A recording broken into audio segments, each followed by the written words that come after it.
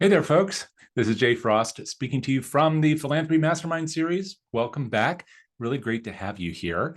And I'm also delighted that you have joined us because we've made a little switch, and I think you are the prime beneficiaries of that change today. I'm going to tell you all about that in a second. But first, I want to just welcome you here and encourage you to be our, not just our guests, but our active participants, which you can do, as you just saw on those slides, presented to you by our producer, Jack Frost, by going into the chat or the Q&A throughout the conversation today, which will be a conversation between myself and our guest, but also with you on the top trends in philanthropy and especially fundraising these days. So please do use those spaces as your own. Say whatever you want, whenever you want, and we'll try to weave all of that into the conversation throughout the discussion today. So you can do that by just hitting the chat. And in fact, it would be very nice if you wouldn't mind warming up that space for us right now. We would really love that. And it would be a great thing for our guest, who I'm going to be introducing to you in just a moment. So please do feel free to just go over there and say maybe who you are, where you're from, which part of the country or the world, maybe what you do. That's your space. And if there's a special trend that you're interested in discussing today, it's not a bad time to warm us up to that too. So we'll be looking in the chat for all of that. And I can see already you're doing that. So thank you so much. Really do appreciate that. We'll be watching that. And thank you, Zach and Codero. I hope I pronounced your name correctly. Apologize if I haven't. Selena, this is great. Thank you all very much. Please keep that coming. We really do love that. Of course, this series is brought to you by our friends at DonorSearch. We won't be talking about DonorSearch today unless our guest mentions them, but that doesn't mean we aren't interested in what they do, because if it were not for the work of DonorSearch and others in the marketplace, but especially their work, we wouldn't know anything about the people who make our work possible. So if you're interested in knowing more about your donors and maybe your future donors, both through the data they provide and also AI solutions, which are pretty forward-looking, we'll be talking a lot about AI today, in fact, you can learn more about that over at the DonorSearch website, which is at donorsearch.net. And while you're there, you can go to the resources tab and see the entire schedule of all of the Philanthropy Mastermind series, as well as hundreds of recordings from the podcast, the webinar series for CF for Credit, and of course, the webcasts like the one we're holding today. So check that out at donorsearch.net if you would. Now, I want to jump in, and since I haven't officially done it yet, welcome Craig Shelley to join me here on camera and say hello to him. If you're not familiar with Craig's work, I'm going to give just the briefest of thumbnail sketches of it so he can tell us a little bit more about it personally. But Craig was kind enough to jump into this discussion on the major trends in fundraising in just the last week. And I'm so grateful to him for that and really appreciative, because I know that what he is going to offer us is something we have not heard here before. Craig, of course, has a leading role at OR Group. If you're not familiar with OR, well, you do want to check them out. We'll make sure to include a link in the chat for you and read that out later. He is a partner and chief growth officer at OR, where he's been for 10 years, following a career that included serving as national director and development and corporate alliances at Boy Scouts of America, a very big outfit, as you all know, chief executive officer for the Jersey Shore Council of the BSA, and at the Greater New York Councils of the BSA, Director of Development, in addition to other roles. And today at OR, of course, working with lots of different kinds of clients, which we'll learn all about in a second. Craig, thank you so much for being willing to hang out today and talk. No, thanks for having me, Jay, and thanks for doing this. It's a great resource for fundraisers, and thanks to everybody who showed up. I see a couple of familiar names there, and lots of people I don't know. So nice to be with you all today. It is great to see that kind of range of different organizations and places. Always a good thing. And I guess that also speaks to the kinds of issues that we're going to be talking about, because they are affecting everybody everywhere, or at least that's my impression. Maybe before we get underway, I should ask you if you can give us a little bit of a gloss on OR Group specifically, because I know you're in their offices right now, but people may or may not know the firm. We have a link, but tell us more about what OR Group does. Yeah, sure. I mean, our firm, OR Group, for 33, 34 years now, we've worked exclusively with nonprofits, really on a range of issues. Our main sort of thing is we want to help you grow your impact, grow the things you're doing in the world. We primarily do that by developing and building consensus on new strategies, fundraising, providing outsourced leadership, transforming boards, securing and managing talent. We're a team of about 80 based out of offices in New York City, where I am today, and Washington, D.C. But really, we work across the sector, across the globe. I've really been privileged in the 10 years I've been here to work with some real ambitious organizations, the Obama Foundation, Center for American Progress, NonProfit, Co-Impact, Big Brothers Big Sisters, kind of all of Planned Parenthood affiliates. So really, I've done a lot of work that has been meaningful to me, but I also think helped a lot of organizations really grow and excel and sort of achieve their mission. That really is a range of groups. I mean, in terms of their infrastructure, not only what they do, but their infrastructure, how they reach out and find new audiences, how they, continue to build those relationships. Is there a through line in all that? A through line for us is really organizations that are ambitious, right? If you want to do something sort of special for you that you haven't done before, usually we're a good partner for that. We don't do very cookie cutter stuff. We do very much meet you where you are. Let's start with a blank piece of paper and see what we can do together. But you're right, it's a range of clients and everybody's got a sort of their own special sauce. And we like to sort of add some ingredients to that sauce and see what we can do together. Well, even among those, there are groups that, even though they have big name recognition and they're doing big things, they're relatively young. I mean, Obama Foundation is a great example of that because, I guess it depends on how old you are, but President Obama wasn't president that long ago. And the Obama Foundation, of course, followed his term in office. So that's, in effect, kind of a startup, even though that's kind of a strange descriptor, but. Yeah, no, definitely. And it was an interesting challenge because I think they came with a lot of political fundraising know-how. What we were really able to help them do is understand like philanthropy is a little bit different. And yes, you've got somebody that everybody wants to meet and everybody wants to hang out with. But also you've got somebody who, has other things in his life, right? So how do you build an actual philanthropic fundraising machine that leverages, but doesn't solely depend on its namesake? So yeah, it was a fun project. It's certainly mostly what my kids can tell you that I do for a living is based on, they're like, I don't know what my dad does, but he's met President Obama. And I did a bunch of work with Kaboom for a long time. And so their other touch point is like, and we build playgrounds with dad sometimes and one of his clients, right? So those are literally the only two things they can describe, but that's good enough. Yeah, that's not bad. Right, exactly. There are worse ways for them to describe what I do for a living. The other way would be, my wife describes it as I just talk to people on computers all day. So, their description's a little better. And then again, just thinking about those clients that you mentioned, they're all different, but Planned Parenthood is kind of the opposite in terms of it's been around a long time and fighting that fight.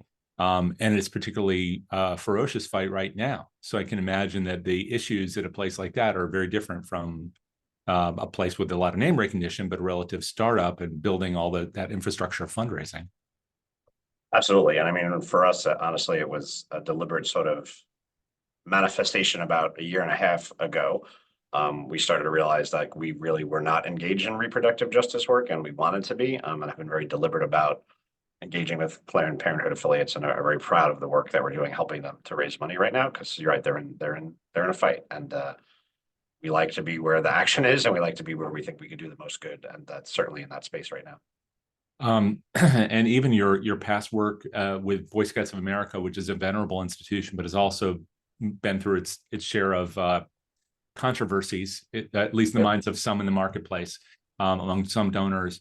So I can imagine that in each of these contexts, that's something else we could talk about, is what it's like to try and figure out how to navigate sometimes complicated waters where you have some people your friends and some people maybe not so much, and trying to make sure that you're able to communicate effectively to all. That's not necessarily on the list of things we were going to tackle today, but with all those demonstrations going on, that would be one thing I would add to the list. So I'll just do a shout out to the audience, the live audience again today, that we have 3 things that we had identified that we were going to talk about today, and I'll just take the liberty of reading those off. Those are the rise of AI, the debate on donor advised funds, and the shortage of talent in the sector. And that's one of the things that you said a moment ago, among the many services that the firm provides is that talent piece, which has really been hard for a lot of us. But those are maybe not the only things. I know there are other things that you might add to the list or that I might add. But if you're here with us today and there's something else that's a burning issue for you, we would love to know. So please do include that in the chat or the Q&A. We would love to address it together. We'll do our best, but we would love to hear from you, whether that's a question or a comment. This space is for you. So Craig, where should we start on this list of the top three? Where would you like to dive in? Which ones really? I mean, it's interesting, that again, not on the list, but you sort of raised this sort of polarization in the world, I think is a very big thing for fundraisers. Yeah. And I would say you're right. Like I definitely experienced it a lot at Boy Scouts. I grew up as a Boy Scout. It was a single mom, it was a formative thing. I grew up in Queens in the city, right? It was the way I got outdoors, the way I got mentorship, was really meaningful to me as a kid. So I was proud to work there for almost 16, 17 years. Oh, wow. But yeah, there wasn't a year, I feel like, from about 1999 on when we weren't embroiled in some sort of controversy. And what it helped me realize, and I think is an important sort of thing for all of us to think about now in this sort of charged environment we're operating in, is like, you have to always bring it back to the mission and the work, right? Like there's politics and everything, there's opinions and everything. But at the end of the day, you tell me, do you think it's good or bad, for a young person to experience, and learn how to be a leader by, camping and hiking and doing all the things that I did as a Boy Scout. And it's like, that's what mattered to me. And that's what mattered to most donors. So again, I think you've got to figure out the way to cut through that noise. But that being said, we can start anywhere else on the list you like. I mean, I feel like everybody wants to talk about AI these days. We could start there if you want. Okay, sure. But let's head back to that in a minute, because there was an article in the Chronicle of Philanthropy about this very issue, about protest and polarization. So I think that deserves a little more conversation. But let's do that. Let's hit AI first. AI is a big thing. We've had a whole bunch of sessions with different people on AI, and it seems like one of the issues always is people keep talking about it and they're never really saying what it means. So I'm not asking for you to suddenly tell us about algorithms in depth here, but rather, what is the meaning of this to the sector? How are, maybe in your experience working with clients or yourself, how is AI playing a role, and how is that changing? What is the trend like for that? Yeah, it's a fascinating time, right? I mean, I will fully acknowledge I came to it as a skeptic, right? I've seen the Terminator. I get it. I understand why this is a challenge. And a lot of the original sort of uses that first became super popular were sort of things to help you write better. I consider myself like a writer, right? So to me, I was like, oh, what is this? I don't need this. My real line was always like, I like real intelligence, not artificial intelligence. So I was the crotchety old man. And then thankfully, one of my partners here at the firm, CJ Orr, as he does with many trends, kept beating me over the head about, like, you need to look at this, Craig. Like, the world is changing. You have to pay attention. So I did. And I will tell you that it is, I think, the next big technological leap forward, which is wild to me that we all have lived in a time when no one had cell phones. We didn't have Wi-Fi. We didn't even, some of us still walking around didn't have color TVs. To now, probably by the time, I pass artificial intelligence, will have been this meaningful sort of leap forward. Where I hope it does is allows more efficiencies, right? Like I hope it allows us to have more time with our families, to maybe not have to work 60-hour weeks or 50-hour weeks. We'll see. Capitalism has a way of sort of wringing out of us every efficiency. But I think that's the ultimate goal. And so your question of what it really is, it's the ability for sort of machines to start to teach themselves, right? So whether you think of, ChatGPT, or you think of Beautiful AI, or, any of the ones that you may use for sort of what seemingly simple tasks, what they're doing is they're constantly sort of learning, right? So where I see tremendous value in it is in your ability to kind of go to it with tasks that it can generate information to give you as a starting spot. I don't think it should generate information that you then take as gospel, right? I mean, we've been very big here at our firm of, you need a governance policy, you need a usage policy, we need to understand when we're using it, when we're not using it. We counsel a lot of actual organizations now on their AI sort of implementation around fundraising and the broader organization. And that's where you have to start, is kind of your rules of the road. So you've got to be sort of careful and understand what you're doing.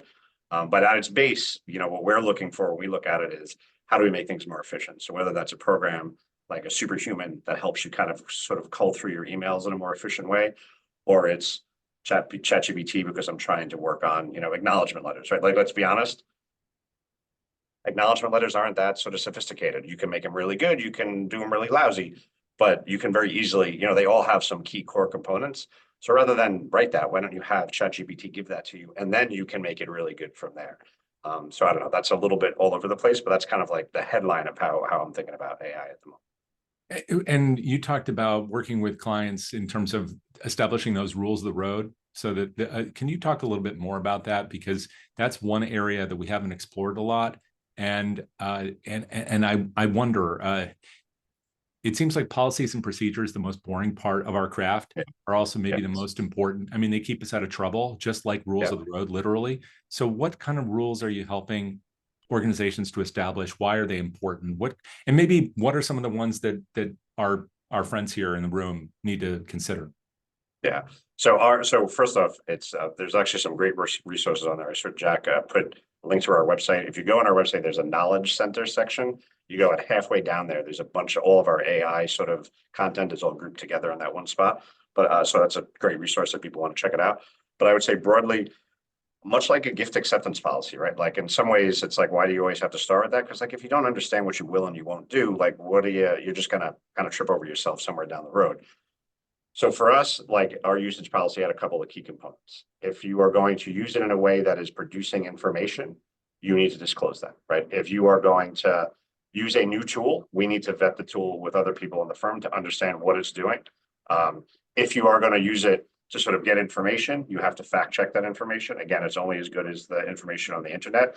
And I don't want to break it to everybody, but not everything on the internet is true. So just be careful out there. But so that's what it's doing, right? It's essentially kind of like a Google on steroids, right? That's why in some ways, like people that are hesitant about it, it's like you're using it all the time, right? Siri uses it. Your autocorrect is a form of AI, right? Like it's all machine learning. It's all there already. This is just kind of trying to leap it forward. So yeah, your policies have to be understand when you're going to Oh, I think we just lost your audio. So while we are regaining that, I do want to point out one thing that's kind of funny. Back? No? Oh, I think we've got you. All right. There you are. I'm sorry, the computers know we're talking about, so they wanted to. Well, yeah, it's obviously censoring you. The AI is at work right now. So yeah, so I mean, again, I think those are the main things. Again, I thought of it in terms of a gift acceptance policy. Will I, when I do, think through those scenarios, make that your usage policy? And then from a governance perspective, like what is the group of people that are going to vet tools and decide what you can and can't use? And then for us, just as like a cultural thing, we have a chat, a Zoom chat that the whole office has access to, where it's one of the subjects is AI, right? Like, and it's you get a tool, you find a tool, you post it there, you can talk about it. I just posted one today of someone gave me this great integration between my email and my to-do list. I was like, hey, does anybody know about this? And our people are going to poke around on it and sort of decide if we should use it. So that's a little bit of how we've been using it. Yeah, no, that's a great kind of broad look, and I guess a lot of that is also where we are, and AI is moving very fast. I have a friend and a colleague who's been here before, Nathan Chappelle, and Nathan talks a lot about these issues, but he's always talking about how everything's changing every single week. And so if you're looking forward, if we're thinking about this as a trend and how it might play out over the rest of the year, and you're thinking forward, of course, when you're doing client work or you're close to a charity that matters to you, you're probably not just thinking about what are the rules today, but what do we need to prepare them for tomorrow? So what are some of the forward-looking things when it comes to AI that you're either trying to prep them to protect against or to make room to do more of? I think mostly we're focused on trying to make room to do more of, right? I think the basic things to protect against aren't going to change, right? It's like you have to fact check, you have to edit. I think where we're looking forward is like more automations in your databases, right? Like there's some really neat things you can do now. Whereas like, take an organization we're working with, if someone gives a gift of $500, they do some research on the person and decide if they're going to give it to a major gift officer, right? Fairly common thing in our field. We've done it forever. You can set up automations now where once a day, it'll pull out of your database, run it through iWave or another program like that, rank them by wealth prospecting, give you some basic research, plop it back to somebody to say, okay, these 3 prospects should go out to these 3 major gift officers. And you don't even have to touch it, right? Like you could set it up in a way that you look at it or not, right? That's the type of thing we're looking forward on. I think where I'm excited that I haven't seen the field go yet is really much more around prospect research. Like at this point, you can get some basic things, but it's not great. But it feels like the type of technology that someone is going to figure out how to use it in a really smart way for the prospect research. So that's something we're looking at.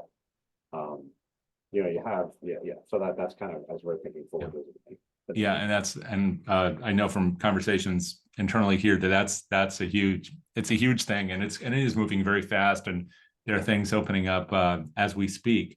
But it does mean that I guess still, to your point from before, if we know the road we're driving on, it'll be a lot easier to take advantage of those opportunities when that big billboard presents itself, and we actually want to turn off and take advantage of something that's ahead instead of thinking always through the rearview mirror. So that's helpful. I don't know if there are other issues with AI that people in the room have, but if so, feel free to make that a part of this conversation too. I know you mentioned Chat GPT here, which is something I think probably a lot of us now have used, hopefully GPT-4, which is a little more helpful. But there are lots of other things. Beautiful, you just mentioned. Are there other AI tools that you've been playing with, either personally or professionally, that are helpful to you, or they're on your list? Absolutely, we like Mid-Journey. It really helps visually tell stories visually, right? That's at the end of the day, a lot of fundraising is storytelling, and a lot of nonprofits are challenged by how they tell their story, right? And people like to see things visually, so that's definitely one that we like. But even like, Microsoft Copilot's really good, and Superhuman I mentioned is good. But even if you think back, it wasn't really framed as AI, but it was like Gravity, which has been out now a couple of years. That's really designed to try and help major gift officers. That is built on an AI platform. Those guys, that's what they did. Right? They used AI to sort of build that, or sort of put it in the hands of fundraisers. I saw at AFP Icon, it's fundraising AI. It's a guy built it sort of on the back of ChatGPT-4, loved it. I think it's kind of cool. So our teams are playing around with it quite a bit. So, to your point, there's new things every day. So you've got to kind of get yourself in a space where you're talking, dialoguing with people that are on it, because it's not what we do. I mean, if you get a couple of people that are really into it and just stay in touch with them. And along those lines, the other thing I would say, why there's huge opportunity here for nonprofits, but whether you believe that or not, right? Like I'm not going to argue that with you. Hopefully people take that as a fact. Whether it is or it's not, your board members, your donors, like they're doing it in their business. They're thinking about it. Like you look at, there was a big thing. They think they're going to hire less analysts on Wall Street than they ever have before because they think they can do a lot of this work with AI. Like your board members are going to start to ask, what are you doing with AI? Where are the efficiencies? What are you, so like in some ways you just have to get on it because you're going to get asked the question. Yeah. Well, I know that we can dive into that more, but we also wanted to talk about donor advised funds today. And there's a lot that we can unpack there. First of all, just a definition. We're talking here about funds that individuals can establish. They're not always the richest of the rich. There are also people like myself. You could set up something in some funds for as little as $5,000, maybe less now. And that enables you to make gifts, or rather to recommend that the place where you have your fund can make gifts. And the advantage for the donor from a tax perspective, as I understand it, is you get the tax benefit immediately when you place that money there. And the argument, I know one of them, or many, I guess, is that once the money is there in this fund, it doesn't ever have to be given away. But then conversely, we have people like Eileen Heisman, who just recently announced that she's leaving NPT, which is remarkable. She's done remarkable work there. But she's talked about how in their study, as much as 20% is the giving rate. So these donor advised funds get kind of slammed on one end and then celebrated on the other. I don't know. Can you talk a bit more about these donor advised funds and where they fit in your thinking, but also not just as a utility for donors, but where they fit for fundraisers and where you see this going? Yeah, absolutely. And it's for our whole careers, it's been a thing, but it is more a thing now than it's ever been. I think the last number I saw was like $45 billion was sitting in donor advised funds. Yeah. And yes, if you ask me, do I think, should they have a minimum, distribution that they're required to make, just like charitable foundations? Yeah, they absolutely should. But whatever you think or not, money is there. Your donors are putting money there, and you've got to sort of think about it. Now, on the one hand, I've long thought about it as like, it's a mechanism by which to get money, right? I still have to cultivate individual donors. I have to steward individual donors. I have to solicit individual donors. Just like they could use their credit card to pay me, they could use their donor advised fund to pay me. That's fine. And that is definitely a way to think about it. And you're okay. But the other way to think about it is like, so think about it this way. So this money is there. The economy, we keep hearing we're going to have a slowdown, then now we're not. So now we probably will. But whatever happens, at some point it will slow down. That always does. And what happens? Donors tend to like, well, I don't know. Like my cash is a little tight. I can't make that gift right now. Well, if you have a donor advised fund, you've already made that gift when times were good. So it's there. So you can still fundraise. Like if leveraged properly and gotten to the right scale, which it feels like it's about to, it should actually be able to even out the sort of up and down sort of recessionary tendencies that impact fundraising. That you should be able to leverage it in a way that keeps your fundraising a little steady, even when the economy gets a little shaky. Has that been proven out yet? No. But that's kind of where I think it's going. And that's how I think people should be thinking about donor advised funds is like, this could be the thing that actually stabilizes giving for rough times. And I just want to do a technical check here because we had Amy in the chat saying that the connection seems to be buffering. So would everybody actually just let me know, how is the audio and the video for you? Please just let us know in the chat. That's the only way we'll know how this is coming through for you. So go ahead and let us know. Okay, crystal clear, great, good. So for those who are having a little bit of a problem here, stick with us as much as you can. We want you to be a part of the conversation, but we are making a recording of this. It doesn't mean the rest of you should leave. Stick around. But the recording will help for those who might be having a little bit of a buffering issue. So thank you for letting us know. It does say that, Craig, your voice is a little low, I guess, from the change in the mic. Yeah, sorry about that. I tried to change back to the original microphone, but it still isn't working. So I will shout at the screen. Hopefully that'll be a little bit better. And Zach, for some reason, I can't answer you in the chat. You asked about the tools. Again, you can go to the Or Group Knowledge Center. You'll have lots of information on tools, but ChatGPT 4, Microsoft Autopilot, Beautiful AI, Midjourney, and Fundraising AI, I think are the ones that I've mentioned specifically when we were talking. So hopefully that helps. Right. Thank you so much for that. Yes, Jack, do you have a note? No. Okay. I thought Jack was speaking up.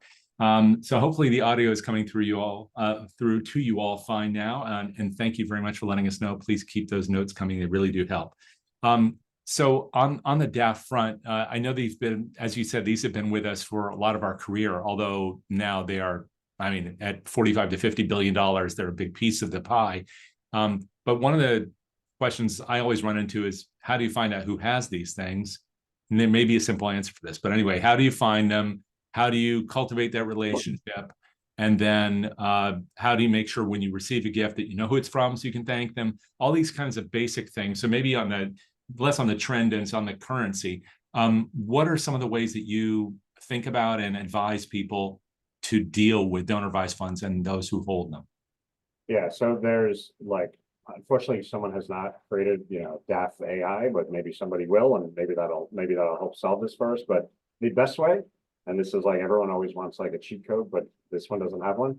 Talking to your donors, right? Like that is the way to find out about it and sort of ask them about their philanthropic priorities. You can ask them, you can say, does your family have a family foundation? Do you have a donor advised fund? Like that is a very legitimate conversation to have with donors if you're getting to know them in the way that we as major gift fundraisers are supposed to, right? So that's really the best way. The one sort of hack I've seen to sort of access them, most of the larger Fidelity, Vanguard, most of the larger organizations, they have some stream of content that they distribute to their donor advised fund sort of holders. Trying to get into that content, they're always featuring nonprofits. Like that's one sort of like a little bit of a hack that you can get in front of people. I've seen it work. Guide Dogs for the Blind a couple of years ago got featured in something Fidelity did, and they had like a 15% increase in DAF gifts off of it. So yeah, that's amazing. How have people been able to kind of insert themselves? Now again, that's back to like, you just have to kind of network and talk and sort of befriend the people, just like we do any other donors or any other contact. But a great way to make that relationship, right, is if you have a donor who is giving to you through their donor advised fund, and they're at Vanguard, they're at Fidelity, they're wherever, you can ask them, hey, can you introduce me to your, the reps that you work with, and try and work the connection. Right. It's very much old school fundraising in the digital age. And that makes a lot of sense. I mean, ultimately, it's still about relationships, even if it's one person mentioning something to 100,000 DAF holders or whatever the number might be. So that's actually pretty impressive. Now, but where is this going? because what I know that there's a lot of debate on Capitol Hill about DAF. So I don't know if you want to touch on that or not, because I certainly can't speak to it with any kind of authority. But I know that discussion's going on, and then there's just how we think about it. So where is this headed from your perspective? Yeah, from a regulatory like space, like the logical person in me says at some point they're going to put some regulations that force the sort of expedite the giving. But then my cynical, I've done enough work around politics hat would tell me that banks have a lot of money and they don't want that to be regulated, and so they're going to probably keep it from being regulated. So who knows where that goes? I think what we want to do is just make compelling cases to donors, and then they'll donate out of their advice funds, right? Like very rarely are they sitting on it for some nefarious reason. Like they're sitting on it because they didn't hear a thing that got them excited enough to donate it. So I think that's the main thing we could do. Where it's going, I actually think, again, I think it can ultimately be sort of a protection against sort of ups and down or downturns in the economy for fundraising. Maybe I think that we'll see if it's true. I actually think where it's going to have the biggest impact is like family offices, family foundations, like organizations that really kind of make their living on helping families do that. I think more people are just going to put them in donor advice funds. Like I don't need to, sort of hire a lawyer and draw it up and then have a staff and then figure out what to do with it when I die. So I think you're going to see that sort of pool of like mid-sized and smaller family foundations start to dry up and really kind of live out of donor advice funds. Wow, that's really interesting, because it's sort of like taxis to Uber. I mean, if this really causes it causes disruption in the way philanthropy operates to the advantage of people who want to give, regardless of whether they have $100 million or $10, that's in theory all to the good, except for those, I guess, for the family offices. But that's fascinating. So if you were then looking forward, trying to think, well, how do I talk to the people who are likely to set up these donor advised funds instead of setting up a foundation where I can read about it at the foundation center? Where might you go? Is this again just a matter of get to know anybody who's interested in your charity, or are there other channels like the one you mentioned where you talk to a person at Fidelity and then they're featuring you? And again, it comes out, it's the biggest challenge in fundraising. It's the one thing that's the most difficult to get around. It's like, you can have a great idea. You can have really compelling people to sell the idea. Mhm. Those are two things you absolutely need to raise a lot of money. But then you need access to the people with the money. And that is always the hardest thing, right? Like, so you're a big national, you're the Boy Scouts, you're Planned Parenthood, you're, name and name brand. You've got a decent chance of getting in front of the people you need to get in front of. Your Co-Impact, which is a huge sort of donor collaborative internationally, but no brand name, right? So every door they've knocked on, they have had to knock on that door to get through it, right? There's been no one finding them, no one coming to them, but they've raised like over $1 billion across their two funds, right? So you can do it, but you just gotta, that's the trick, is how do you get in front of the right people? And whether it's donor advice fund community, mega philanthropists, little old ladies writing $10 checks, like whatever it is, that is your challenge, is how do you get your story in front of them?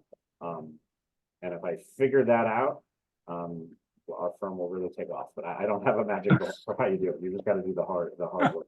Well, you're doing pretty well already, but yes, I can imagine that's the ultimate disruptor, is just getting people who have a cause in front of somebody who cares about it without them knowing one another before or knowing anything about each other. So that's kind of the donor advised piece. And I know another one we wanted to talk about today is the shortage of talent. And once again, when you listed all the things that all your colleagues do, one of them is about this area of talent identification. And I have to tell you, as a preface to this, in the last 2 days, I've seen, I don't know how many people move positions, and several firms either reach out to me personally or post something on LinkedIn looking for someone. I mean, this is just in the last 48 hours. Yeah. So, and that's just what I happen to see. This isn't everything that's happening. So first of all, how are you feeling the oceans of talent versus need going right now? Yeah, I think in the, year, 30 years I've been doing this, you look so young. How could you possibly be doing this 30 years? But over that time, I think the ocean has generally been on, there has been not enough talented fundraisers for the need in the market, right? There is more money that needs to be raised than there are good fundraisers to do it. That has always been true. The only change in the market was coming at a sort of the height of COVID. You really saw the market become, the imbalance was the same, but people had crazy demands, right? It was like, I want to work for Montana 2 days a week and you have to double my salary. And people were meeting those demands because there was such desperation in the field. That settled out. We're back to the regular imbalance we have now. So sadly, if you want to work for Montana 2 days a week and double your salary, it's probably not going to happen. But we still are at a place where there is just not enough talent. And there's a couple of reasons for it, really, right? Like we're a poorly defined profession, right? Like your kids aren't saying, I want to be a fundraiser when I grow up. Every now and again, we'll hire people that, like, I studied philanthropy at the University of Wisconsin, and I'm shocked, right? But generally, people are not coming to this as a profession that they know about. Mm-hmm. It's really hard. Anybody that does this work knows you're going to get told no a lot more than you get told yes. I tell people, if you had trouble getting dates in high school, this is going to be a great career for you because you're ready to get told no all the time. But then there's problems that we've created, right? Those are just sort of inherent to the business. We're in a field with a lot of really bad bosses. I was very lucky. I had great bosses that I worked for when I started in my career. They taught me, they were patient with me. Too many people have bosses that don't understand fundraising, don't have the right expectations. And then we're underappreciated, which probably ties back to the bad bosses, right? People sort of take for granted what you're going to do.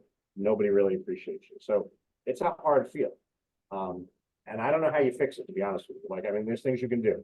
I'm the president of the AFP chapter here in New York. I'm very committed to building a community for fundraisers, whereby if you have that bad boss, you still have a place where you can go and get the mentorship, get the knowledge, get the camaraderie that you need. I think diversity is a real answer to the talent problem. There's not a diversity problem in nonprofits. You walk around any program staff in a nonprofit, and you're going to see a workforce that looks like the community. You go through the door over to where the development office is, and all of a sudden everybody's white. Like, what happened? Like, so there are people that come to work at nonprofits. It is the world that we live in. It is diverse. Somehow that is not translating to fundraising. If you can make that happen, all of a sudden you double the amount of talent that we have access to. So I think that's a real sort of key. I think more professional development, not just for fundraisers, for leaders, for CEOs as well, for these bad bosses. Like, we have to help them be better. And then I really think more CEOs should have been fundraisers, right? Like, more nonprofit executive directors should have been fundraisers. And that's not generally the path, right? I meet many more that were program people than were fundraising people. But I'll tell you, the best executive directors I've met tend to have been fundraisers. They know how to work with the board. They know how to tell a story. They realize that fundraising is part of the job. So I just think, like, changing that paradigm where, like, a board is like, let's start by looking at some fundraisers as their CEO. So I don't know. I've just, like, threw a lot of stuff at you because I'm passionate about this topic in particular. But maybe some of that makes sense. Yeah, no, I love all of that. We did a point from Marilyn while you were talking, and perhaps you addressed it, but maybe you want to talk a bit more about it, which is Marilyn said, what about the universities that are now developing curricula and degrees for nonprofit management? Are they addressing this? Because you just mentioned it's not just the staff. We have to do something about that. We might even have the talent in our offices. I want to go back to that diversity question in a moment. But where Marilyn's talking about is the bosses question, which you just mentioned. So that's people who don't have experience in fundraising. Now they're trying to also shepherd fundraisers. So are these programs, these great programs, are they doing what they need to do in terms of training the leadership in fundraising? I think they are. I mean, I think there's still too few of them, and there's still too few students wanting to matriculate into them. But I think most of them are doing a really good job. And I've taught at some of them. I've attended some of them. We've probably done the same. They're pretty good. But you're talking, even Indiana University, which is an amazing job and has a huge program, compared to the actual student body of Indiana University, it's minuscule, right? So, and it's funny. I'm reading that comment from Marilyn, and I'm actually thinking, like, well, part of the problem is, like, a branding issue, right? Like, who wants to study nonprofit management? Like, if you don't know anything about the field, you're like, okay, I could study the profit management or the nonprofit management. Like, which one do you want your kid to study, right? If you don't know what nonprofits are. So, like, a little bit of that too. It just isn't, you look at a list of majors, it's not going to seem like the most exciting thing out there. But yeah, they do a good job. There's just not enough students. Yeah.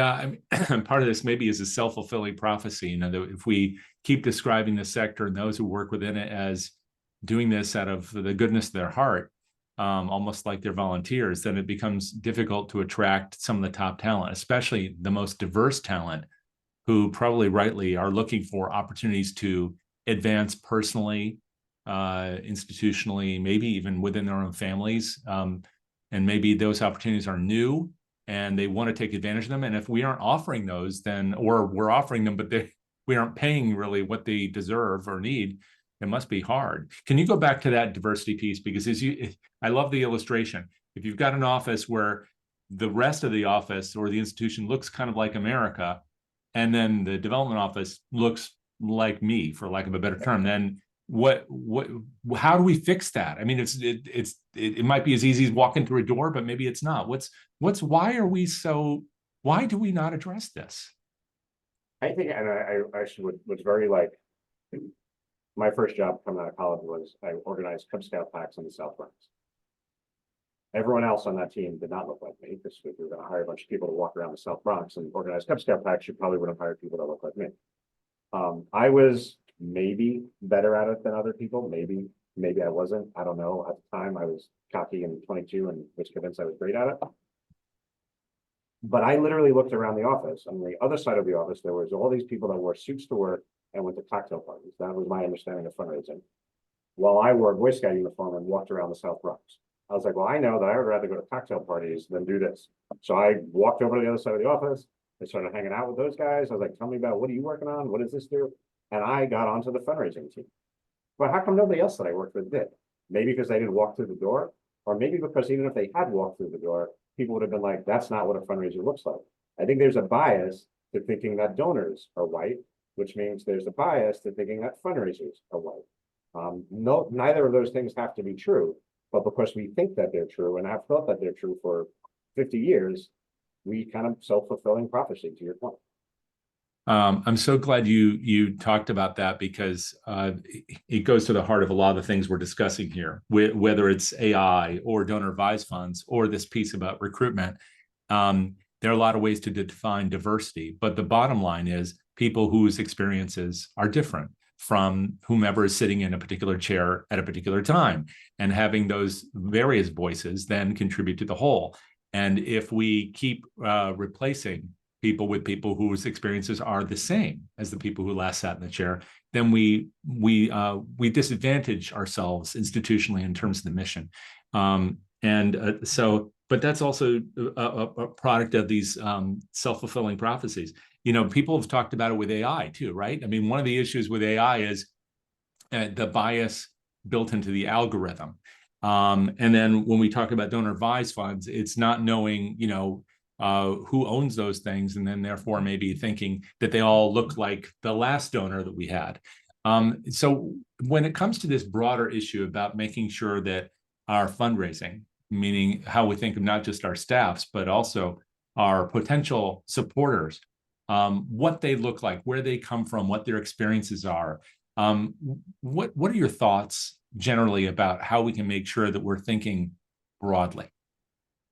I think the best opportunity to think broadly is really the fact that there is this crisis of talent. Like, out of necessity, we're going to be forced to think differently. And in my experience, that's really the only thing that makes people think differently, right? Like, is they have to need to, like, even we were using Zoom before the pandemic. We've always liked it. We liked video conferencing.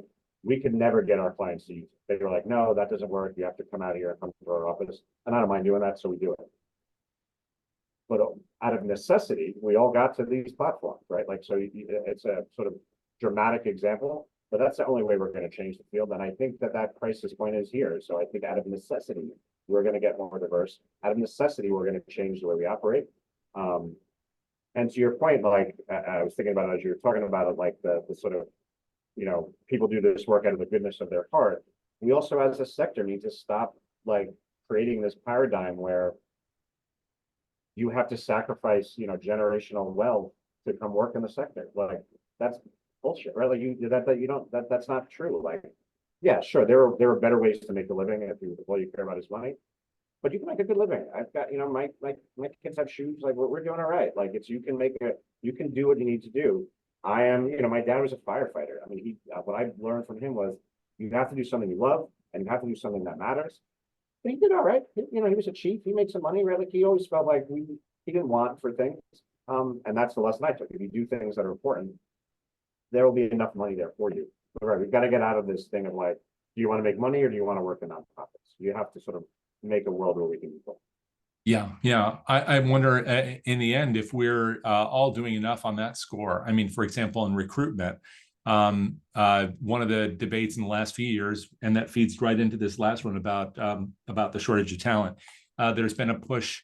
Of course, Voulet has been a very visible and articulate advocate for making sure that the salary is shown, and not all credit should be given to one person, but he was definitely a very verbal advocate for that. But I'm seeing that more and more now, where in some state law, in fact, where they are listing the salary. And I wonder if that listing, that transparency, is also leading to maybe an elevation of the salary. Are you seeing that?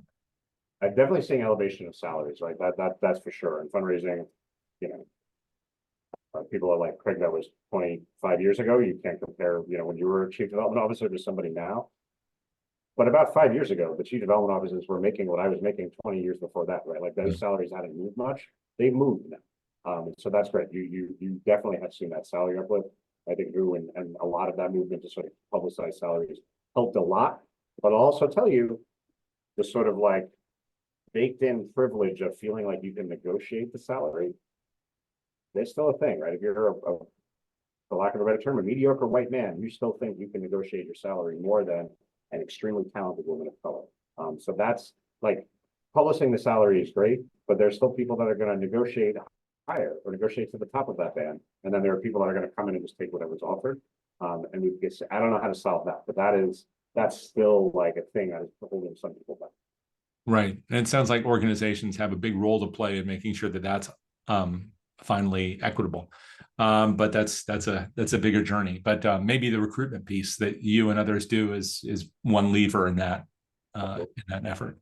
But it does get to maybe bring us all the way back to something we talked about at the very beginning, in a sense, because one of the criticisms of our sector has to do with, it's not just that we feel like, oh, this is our passion, that's why we do it, you don't need to pay us, which there is a little bit of that in this world. But it's also that people on the outside are saying, essentially, well, you do it for the good of society, so you don't expect to be paid. This should all be volunteer. And in fact, what is this, overhead and all the things we've talked about there?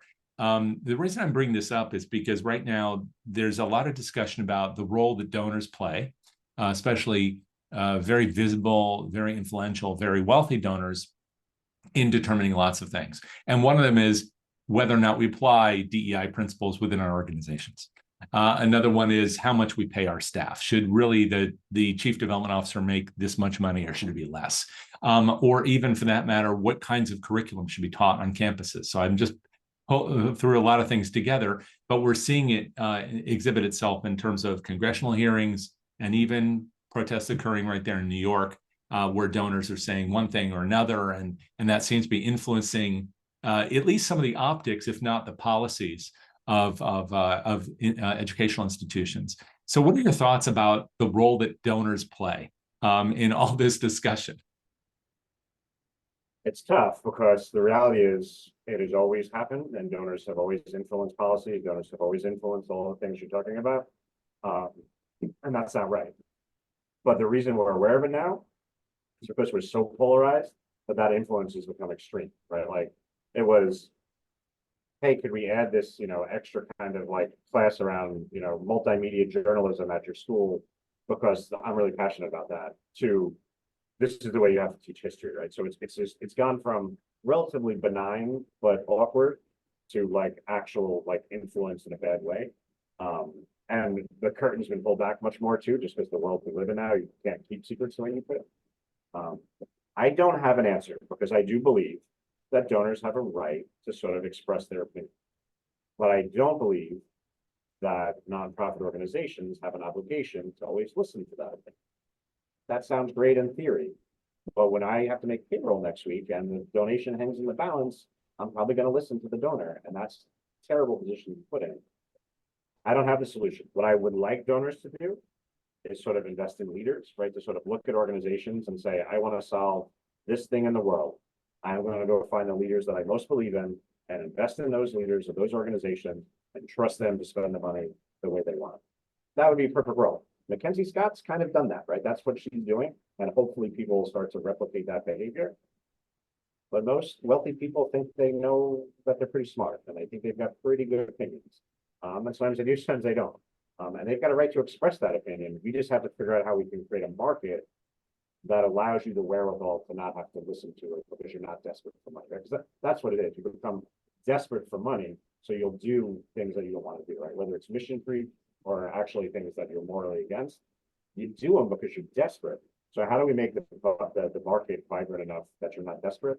I've long felt like the mission of my life when I came to our group, I was like, I'm going to impact fundraising beyond just one organization, was like, how do you move? I think philanthropy was at that point was 2 or 4% of GDP. Like, how do you triple that? That hasn't happened. It stayed about the same through my whole life. But that's the answer: is how do you triple the amount of money in philanthropy? Then we're having very different conversations about the influence that donors can or should. Right. Well, especially if that money is distributed across all different kinds of causes. Yes, absolutely. Then the influence of every donor is probably more commensurate with their engagement. But we have a question here about how do organizations get proposals in front of donors like Mackenzie Scott? And if you can answer this one, you win the prize of the year. But I'd love to hear your thoughts on that. Yeah, I mean, at any given point, I want to say about 25% of the clients that we've worked with have received money from Mackenzie Scott, either while we were working with them, Oh, wow. or before we worked, or after we worked with them, or before. So it's been a big part of our business. And sadly, the answer is, at this point, she does have the program now for smaller grants where you can apply on the website, and that's fantastic. But these bigger transformational gifts, they do find you. And that is the rumors you heard of, like, you get a phone call in the middle of the night that's cryptic and they start asking for information. That's exactly pretty much what it is. I think she may be making some changes to how she does it, but it's generally been Bridgespan that has been managing that for her. So it's their staff that you will receive the call from.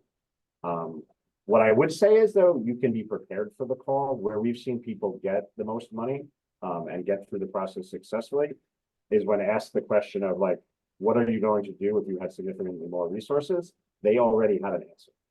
When you have to come up with the answer when she asks you the question, I don't know this to be true, but my sense is it's a little disqualifying, because now it's like, you didn't really know what to do with $10 million, but now you're going to figure it out.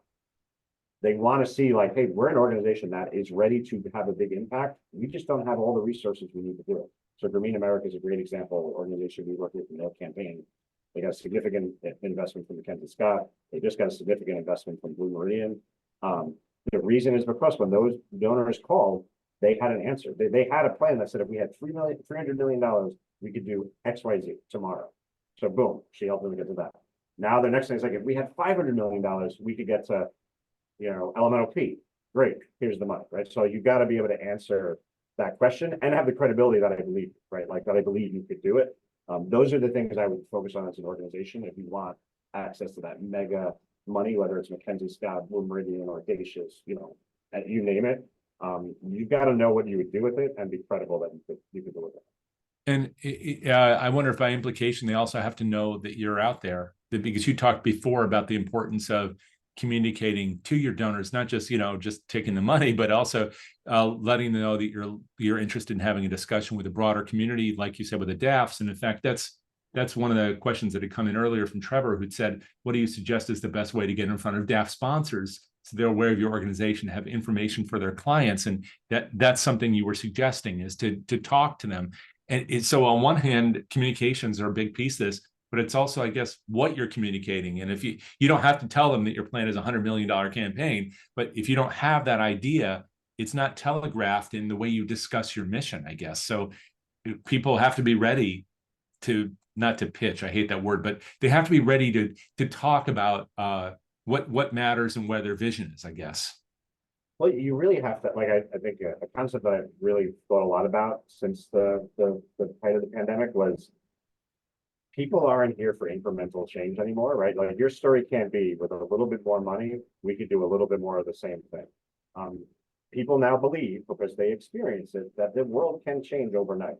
So they want to know and your issue that they care about, what are you going to do that is substantive and transformative, not 2% more, right? Like that is just not a story that donors with significant interest in giving significant money are going to respond to. They need to understand, what are we doing that's transformational, that's big.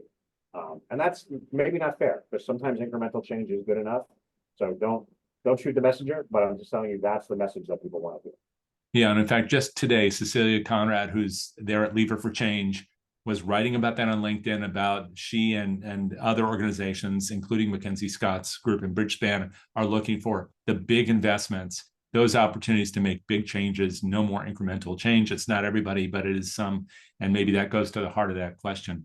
So we've talked about a number of things here. What have we left out? When before we had this conversation a few days ago, and I said, can you come and share? What I didn't say is, what's the thing that you are really thinking about when you look in the mirror in the morning, or you think before you go to bed at night, that you think, wow, this thing that's coming, that is what we really need to be looking at? Yeah, honestly, the thing, I have three thoughts when I look in the mirror. The first is, what happened to you? Second, is a happy thought of like, I have never believed more than I do right now that nonprofit organizations will have the ability to make the changes that they want. Like, it feels to me more within grasp than it ever has before, that actual things are going to change in this world. And that makes me very, very excited. And then I immediately get very, very depressed, because the next thing I think about, I'm very concerned about wealth disparity, right? So if you look at the giving trends the last couple of years, giving is up as a dollar, right? Like dollars are up, number of donors are down. And that trend, people they throw all sorts of excuses at it. It's direct mail, it's this, it's that, it's that. What I believe it fundamentally is that is what's happening to wealth in this country. It is concentrating in fewer and fewer hands. There are not those sort of like middle donors that they're sort of going out of existence. You either have a ton or you have hardly anything. And that, for all the opportunity to make all this great change in the world, it is all jeopardized by that. Because what's going to happen is, in every facet of life, a smaller number of people are going to be able to make decisions that affect all of us. So we talk about, donors changing the curriculum at colleges. Well, when all of a sudden all of philanthropy is concentrated in 300 hands, look out. You're not gonna, and it's not gonna just be philanthropy. So that worries me. I don't have an answer for it, but that's the thing that, like, the angel on my shoulder says, look at all this opportunity, and the devil says, oh my God, the world is going out. So yeah. Wow, that's no, I really do appreciate that. That's a problem that unfortunately we won't be able to solve in an hour, but I hope that we're all thinking about it, because that kind of wealth and income disparity is a problem that's it definitely affects us in ways that we can't control for. But it's also a global issue. And so, in fact, Craig, before I sign off, I want to let everybody know that this is also the beginning of AIPI Heritage Month, which is Asian American and Pacific Islander Heritage Month. There are a lot of months celebrating different parts of our community every year. All of them are important. We try to honor those as much as we can throughout the series. But this one, I'll be in Japan next week. And so we're doing a session on May 9th, and would love everybody to attend to celebrate that particular small but very important piece of the American philanthropic and fundraising community. So we'll have a number of guests there for that. If you are interested in that, we'd love to have you there, either just sit in, ask questions, make comments, or if you are an active part of that community, I'd love to hear from you directly. You can reach me through, of course, my email address at DonorSearch, which is that's Jay, at DonorSearch.net. Or you can reach me through LinkedIn or wherever you like to do that sort of thing. But that will be at a different hour, which is why I'm mentioning it now. That will be on Thursday, May 9th at 4:30 p.m. Eastern, because it'll be 5:30 a.m. where I am at the time. So I hope you'll join us. Well, I'll just be waking up, and I'll look forward to your energy as it brings me into the day, but with some really terrific guests. So I did want to do that before we sewed this up, Craig, because I know a big part of our discussion has been about making sure that everybody is included in the way we view this stuff, and sometimes we leave out different parts of the community in doing that. And you certainly have not left anybody out today. Thank you. I'm really grateful for all the stuff you shared, and I know there's a lot for us to chew on. If people want to hear more from you, learn more about your work, follow what you have to say or where you speak, how can they best do that? You can, again, you've got our website, orgroup.com. You can find my email there. It's CSHELLEY@orgroup.com.